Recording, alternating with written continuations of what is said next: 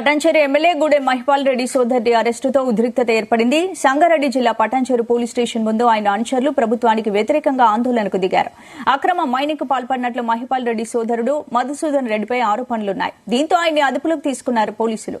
సంగారెడ్డి జిల్లా కోర్టుకు తరలిస్తుండగా పెద్ద సంఖ్యలో మోహరించిన బీఆర్ఎస్ కార్యకర్తలు పోలీసులకు వ్యతిరేకంగా నినాదాలు చేశారు. పోలీసు వాహనానికి అడ్డుపడడంతో కొద్దిసేపు ఉద్రిక్తత పరిస్థితి తలెత్తింది.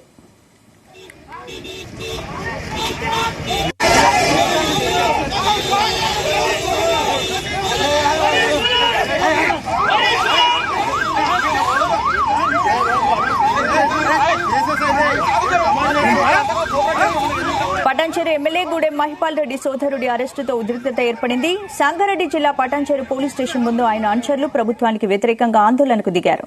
అక్రమ మైనింగ్ కు పాల్పడినట్లు మహిపాల్ రెడ్డి సోదరుడు మధుసూదన్ రెడ్డిపై ఆరోపణలున్నాయి. ఇదే అంశానికి సంబంధించి పూర్తి అప్డేట్స్ మా క్రైమ్ బ్యూరో రవితేజ అందిస్తారు. రవితేజ, ఉదయం నుంచి మధుసూదన్ రెడ్డిని అదుపులోకి తీసుకున్న తర్వాత ఆందోళనలు జరిగేటువంటి అవకాశం ఉంది. శాంతి భద్రతలు విఘాతం ఏర్పడేటువంటి అవకాశాలు ఉండడంతో పోలీసులు పోలీస్ స్టేషన్ ముందు, పటాన్చెరు పోలీస్ స్టేషన్ ముందు పెద్ద మొత్తంలో బందోబస్తు ఏర్పాటు చేసి ఎక్కడ కూడా నిందితుడిని అడ్డుకోకుండా, నిందితుడిని తప్పించేటువంటి ప్రయత్నాలు చేసిన వారిపై సీరియస్ చర్యలు తీసుకునేందుకు కూడా పకడ్బందీగా అక్కడ భద్రత ఏర్పాటు చేసి ఆ భద్రతా నడుమ గూడెం మహిపాల్ తమ్ముడు గూడెం సోదరుని ఇంతకు ముందే అక్కడి నుంచి కూడా కోర్టుకి తరలిస్తున్నటువంటి దృశ్యాలు కూడా కనబడతా ఉన్నాయి. గూడెం మధుసూదన్ చాలా రోజులుగా తన అన్న పేరు చెప్పుకొని అధికార పార్టీ అధికారంలో 10 ఏళ్ల పాటు ఉండడంతో అక్రమంగా మైనింగ్, అక్రమంగా కాంక్రీట్, అక్రమంగా సిమెంట్ ఫ్యాక్టరీలను, ఇతర ఇల్లీగల్ యాక్టివిటీస్ కి పాల్పడడానికి కూడా ప్రభుత్వ అధికారులు ఇచ్చినటువంటి ఫిర్యాదు పైన మధుసూదన్ అరెస్ట్ చేసి పటాన్చెరు పోలీస్ స్టేషన్ కి తరలించడం జరిగింది. కోర్టు ముందు ప్రొడ్యూస్ చేసేందుకు పటాన్చెరు పోలీసులు తీసుకెళ్తా ఉండగా బీఆర్ఎస్ శ్రేణులందరూ కూడా పెద్ద మొత్తంలో ఆందోళన వ్యక్తం చేస్తూ కాంగ్రెస్ ప్రభుత్వానికి వ్యతిరేకంగా వీళ్ళు నినాదాలు చేయడంతో అక్కడ పరిస్థితి చేజారక ముందుకే పోలీసులు పూర్తి స్థాయిలో ఆ ప్రాంతాన్నంతా తమ అధీనంలోకి తీసుకొని అక్కడి నుంచి అతన్ని రిమాండ్ కి తరలి అది కాసేపట్లో మెజిస్ట్రేట్ ముందు హాజరుపరిచేటువంటి అవకాశాలు ఉన్నాయి. అనేక అక్రమాలకు, అనేక అవినీతికి కోట్లాది రూపాయలుగా వీళ్ళు అనుమతులు లేనటువంటి మైనింగ్స్ ని, కాంక్రీట్ ని, ల్యాండ్ శాండ్ మాఫియాను ఏర్పాటు చేసి అక్రమ దందా 10 ఏళ్ల పాటు నడిపించారంటూ కూడా పోలీసుల ఇన్వెస్టిగేషన్ లో బయటపడింది. గతంలో జిల్లా స్థాయి కలెక్టర్ కూడా అక్కడికి చేరుకొని అవన్నీ కూడా సీజ్ చేసినప్పటికీ సీజింగ్ చేసినటువంటి ఏరియాలోనే మళ్ళీ ఇతను అక్రమంగా దందా నడిపించారంటూ కూడా పోలీసులకు ఫిర్యాదు అందడంతో పోలీసుల ప్రాంగణానికి చేరుకొని మధుసూదన్ రెడ్డిని అదుపులోకి తీసుకొని మరి కాసేపట్లో రిమాండ్ చేయనున్నారు. 2 ఏళ్ల పాటు ఎక్కడెక్కడ వీళ్ళు ఈ ఇల్లీగల్ దందాలను ఏర్పాటు చేశారు, ఎన్ని చోట్ల ఈ క్రషర్ మిషన్లను ఏర్పాటు చేశారు, మైనింగ్ ని కొనసాగించారు. ఒక మోతాదుకు మించే ఈ మైనింగ్ తీయాలి అంటూ కూడా నియమ నిబంధనలు ఉన్నప్పటికీ వాటన్నిటిని కూడా తుంగలో దొరికి ఉల్లంఘనకు పాల్పడుతూ వందలాది మీటర్ల లోనికి ఈ మైనింగ్ చేపడుతూ అక్రమ మార్గాల ద్వారా 4 ఏళ్ల క్రితమే ఆ లైసెన్స్ ముగిసినప్పటికీ ఆ లైసెన్స్ ద్వారానే ఈ అక్రమాలకు పాల్పడుతూ ఉన్నారన్నట్టు కూడా అధికారుల దృష్టికి వచ్చినటువంటి వెంటనే అధికారులు అక్కడికి చేరుకొని అవన్నిటిని పరిశీలించి వారికి నోటీసులు జారీ చేసి ఈ అనుమతులు లేనటువంటి కట్టన్ మిషన్ల ఏర్పాటు వల్ల అనేక సౌండ్ పొల్యూషన్ ఏర్పడతా ఉంది. వీటన్నిటిని ముందుగానే మూసివేయాలంటూ కూడా ఆదేశాలు ఇచ్చినప్పటికీ పట్టించుకోకపోవడంతో ఈ రోజు ప్రభుత్వ అధికారులు ఇచ్చినటువంటి ఫిర్యాదు మేరకు పోలీసులు కేసు నమోదు చేసి అతనికి రిమాండ్ కి తరలిస్తూ ఉంటుంటే అక్కడ కాంగ్రెస్, బీఆర్ఎస్ ఘటనకు సంబంధించి మహిపాల్ రెడ్డి ఏమైనా స్పందించారు?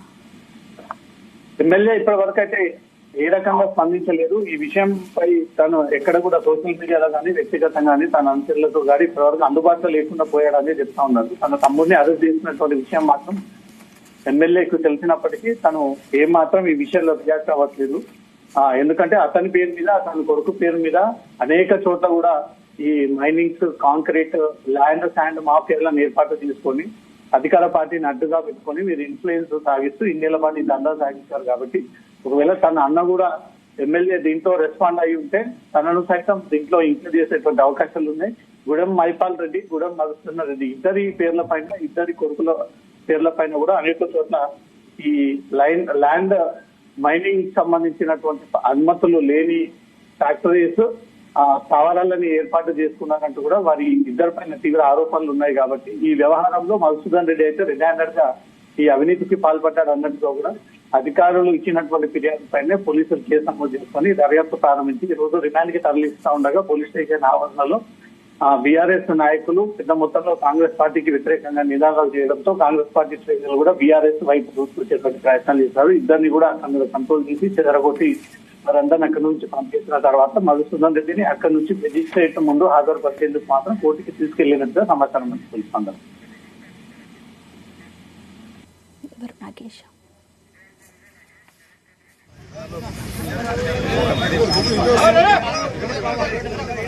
Right, thank you Raviteja. ఇక ఇదే అంశానికి సంబంధించి మరిన్ని అప్డేట్స్ నగేష్ అందిస్తారు.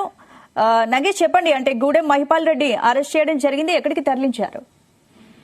మహిపాల్ రెడ్డి సోదరుడు మధుసూదన్ రెడ్డిని పోలీసులు అయితే అరెస్ట్ చేయడం జరిగింది. ఈ ఉదయమే పొద్దున్న 5 గంటల నుంచి హైడ్రామా కొనసాగుతుందని చెప్పుకోవచ్చు. ఇల్లీగల్ మైనింగ్ కి సంబంధించి మధుసూదన్ రెడ్డిని అయితే పోలీసులు అరెస్ట్ చేశారు. గత 2 నెలల క్రితమే మంత్రి దామోదర్ రాజనరసింహ జిల్లాలో జరుగుతున్న అక్రమ మైనింగ్ పైన ప్రధానంగా దృష్టి పెట్టారు. ఈ నేపథ్యంలో స్పెషల్ ఆఫీసర్లను కూడా నియమించడం జరిగింది. ఎక్కడైతే లకడారం కావచ్చు, ఇంకా 2-3 విలేజెస్ లో దాదాపుగా ఒక విలేజ్ లో 30 నుంచి 40 క్రషర్లు ఏర్పాటు చేయడంతో అక్కడ ప్రజలు ఆందోళన చెందుతున్న పరిస్థితి అయితే ఉంది. పటాన్చేరు మండలంలో దాదాపుగా 20 నుంచి 30 క్రషర్లు అయితే అక్రమంగా నడుస్తున్నట్లు అధికారులు గుర్తించారు. ఈ నేపథ్యంలోనే ఎవరైతే అక్రమ మైనింగ్ కు పాల్పడుతున్నారో వారిపైన చర్యలు తీసుకోవాలని నెల రోజుల క్రితమే అధికారులను ఆదేశించడం జరిగింది. ఈ నేపథ్యంలో గూడెం మహిపాల్ రెడ్డి తమ్ముడు మధుసూదన్ రెడ్డి ఎవరైతున్నారో ఆయన్ని ఉదయమే పోలీసులు అయితే అదుపులోకి తీసుకున్నారు. ఇంటికి వెళ్లి అదుపులోకి తీసుకున్న క్రమంలో కొంత ఉద్రిక్త పరిస్థితులు అయితే నెలకొన్నాయని చెప్పుకోవచ్చు. అక్కడ బీఆర్ఎస్ కార్యకర్తలు హుటాహుటిన ఎమ్మెల్యే తమ్ముడి సోదరుడు ఇంటి వైపు రావడం ఒకటి, రెండోది పోలీస్ స్టేషన్ వైపుగా రావడంతో కొద్దిగా ఉద్రిక్త పరిస్థితులు నెలకొన్నాయి. మధుసూదన్ రెడ్డిని సంగారెడ్డి కోర్టుకు అయితే తరలించారు. అతనికి ఏదైతే సెక్షన్ లో ఇల్లీగల్ మైనింగ్ కావచ్చు, ఇతర వాల్టా చట్టానికి నిబంధనలకు విరుద్ధంగా ఆయన వ్యవహరించిన తీరుతోని ఆయనకు సెక్షన్ల కింద కోర్టు ప్రాథమికంగా అయితే రిమాండ్ విధించే అవకాశం ఉంది. కానీ ఇదైతే మాజీ మంత్రి హరీష్ రావు ఈ కొద్దిసేపటి క్రితమే ఈ ఇష్యూ పైన ప్రెస్ మీట్ కూడా పెట్టడం జరిగింది. ఆయన ఏమంటున్నారంటే ఈ మంత్రి దామోదర్ రాజనరసింహ కక్ష సాధింపు చర్యల్లో భాగంగా ఈ విధమైన చర్యలు తీసుకుంటున్నారని చెప్పి ఆరోపణలు చేయడం అయితే జరిగింది. కాంగ్రెస్ పార్టీ బీఆర్ఎస్ ఎమ్మెల్యేలను, బీఆర్ఎస్ ముఖ్య నాయకులను తమ పార్టీలో చేసుకోవడంలో భాగంగానే ఇలాంటి కక్ష సాధింపు చర్యలు చేపడుతున్నారని చెప్పి హరీష్ రావు ఆరోపించడం జరిగింది.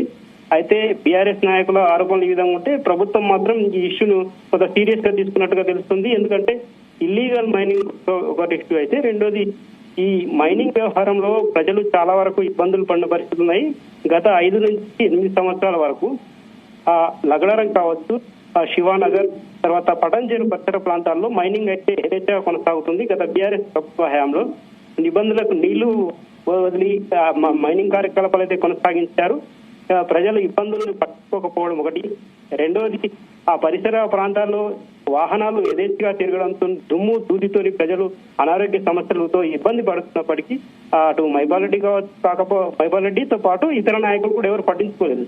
గత ప్రభుత్వంలో ఆరోగ్య శాఖ మంత్రిగా ఉన్న హరీష్ రావు సైతం ఈ ఇష్యూ చాలా మార్లు ఆయన దృష్టికి తీసుకెళ్లినప్పటికీ వాళ్ళ మహిపాల్ రెడ్డి అనుచరుల కార్యకలాపాల్లో మునిగి తేలడంతో ఆయన కూడా ఇష్యూను సీరియస్ గా తీసుకోలేదని చెప్పి కొంచెం ఆరోపణలు అయితే వచ్చాయి. ప్రస్తుతం కాంగ్రెస్ ప్రభుత్వం అధికారంలోకి రావడం ఒకటి, ఆ దామోదర్ రాజనరసింహ సొంత జిల్లాలోనే ఇలాంటి కార్యకలాపాలపై యథేచ్ఛగా కొనసాగుతున్న కార్యకలాపాలపై సీరియస్ అవ్వడంతో కొద్దిగా చర్యలు అయితే ఇమీడియట్ గా జరిగిందని అయితే ప్రాథమికంగా మనం ఒక అంచనాకు రావచ్చు. ముఖ్యంగా ఈ పటాన్చేరు ఎమ్మెల్యే మహిపాల్ రెడ్డి అక్రమ లావాదేవీలు కావచ్చు, తర్వాత ఆయన యాక్టివిటీస్ పైన ప్రభుత్వం అయితే కొంత ప్రత్యేక దృష్టి పెట్టిందని చెప్పుకోవచ్చు. ఎందుకంటే గత 10 సంవత్సరాలుగా ఆయనే ఎమ్మెల్యేగా ఉన్నారు. ఈ 3వ కూడా ఆయనే ఎమ్మెల్యే గెలిచారు. ఈ నేపథ్యంలో మహిపాల్ రెడ్డి అక్రమాలను ఒక్కొక్కడిగా వెలికి తీయడంతో ఆయన గుట్టు చిట్టా మొత్తం బయటకు రాబట్టడం అనేది ప్రభుత్వం ప్రధానంగా దృష్టి సారించినట్టుగా తెలుస్తోంది. మంత్రి దామోదర్ రాజనరసింహ ఈ విషయం పైన స్పెషల్ ఫోకస్ పెట్టారనేది బీఆర్ఎస్ ఆరోపణ అయినప్పటికీ వాళ్ళ అక్రమాలను బయట పెట్టడమే ప్రభుత్వ ప్రధాన ఉద్దేశంగా తెలుస్తుంది. ఎందుకంటే మహిపాల్ రెడ్డి చుట్టూరా ఉన్న ఎవరైతే అనుచరులు ఉంటారో, ఆయన తమ్ముడు కావచ్చు, ఇతర కార్యకర్తలు, నాయకులు ఉంటారో వాళ్ళు కూడా వారి బిజినెస్ లలో మునిగి తేలుతున్నారంటే ప్రజల ఆందోళనలు కానీ ప్రజల బాధలను కానీ పట్టించుకోకుండా వాళ్ళు వారి కార్యకలాపాలు కొనసాగిస్తున్నారు. దబాయింపులు, బెదిరింపులు లాంటివి కూడా గతంలో చాలా ఆరోపణలు వచ్చాయి. మైపాల్ రెడ్డి ఇష్యూ ఒకటి తీసుకుంటే గతంలో ఒక జర్నలిస్ట్ పై దాడి చేసి తీవ్ర ఆరోపణలు చేశారనే ఆరోపణ వచ్చింది. తర్వాత ఆయన సుప్రీంకోర్టు దాకా కూడా వెళ్లాల్సిన పరిస్థితి వచ్చింది. గతంలో మైపాల్ రెడ్డి దురుసు ప్రవర్తనతో కోర్టుల దాకా వెళ్లి కోర్టు మొట్టికాయాల పరిస్థితి మనం చూశాం. ఇప్పుడు మధుసూదన్ రెడ్డి వ్యవహారాన్ని తీసుకుంటే ఈయన షాడో ఎమ్మెల్యే అనే ఆరోపణలు ఉన్నాయి. మైపాల్ రెడ్డి ఎమ్మెల్యేగా ఉంటే ఆయన షాడో ఎమ్మెల్యేగా వ్యవహరిస్తారనేది ప్రధానంగా అక్కడ వెంటి చేస్తాం. ఎందుకంటే ఈ ఏదైనా వ్యవహారం కావచ్చు, సెటిల్మెంట్లు కావచ్చు, ఇతర భూ లావాదేవీలు కావచ్చు, ఇవన్నీ మధుసూదన్ రెడ్డి చూస్తారనేది అక్కడ ప్రజల్లో ప్రధానంగా చర్చించుకుంటారు. ఈ నేపథ్యంలోనే మధుసూదన్ రెడ్డి అక్రమాస్తులు, తర్వాత మైపాల్ రెడ్డి అక్రమాస్తులు, వీరి 10 ఏళ్ల కాలంలో ఏవి ఆస్తులు సంపాదించారో వాటిపైన ప్రభుత్వం ప్రధానంగా దృష్టి సారించిందని ప్రధాన ఆరోపణలు అయితే వస్తున్నాయి.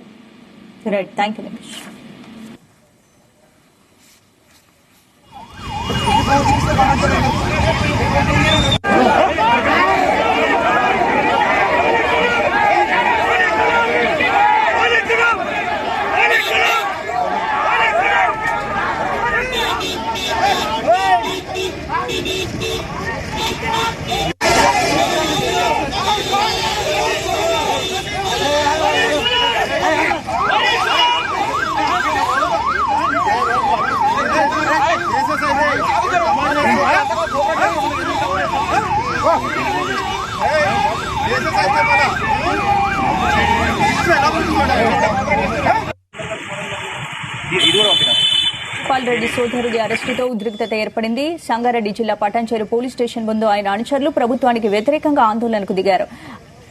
ఇక అక్రమ మైనింగ్ పాల్పడినట్లు మహిపాల్ రెడ్డి సోదరుడు మధుసూదన్ రెడ్డిపై ఆరోపణలున్నాయి. దీంతో ఆయన్ని అదుపులోకి తీసుకున్నారు పోలీసులు. సంగారెడ్డి జిల్లా కోర్టుకు తరలిస్తుండగా పెద్ద సంఖ్యలో మోహరించిన బీఆర్ఎస్ కార్యకర్తలు పోలీసులకు వ్యతిరేకంగా నినాదాలు చేశారు. పోలీసు వాహనానికి అడ్డుపడడంతో కొద్దిసేపు ఉద్రిక్తత పరిస్థితి తలెత్తింది.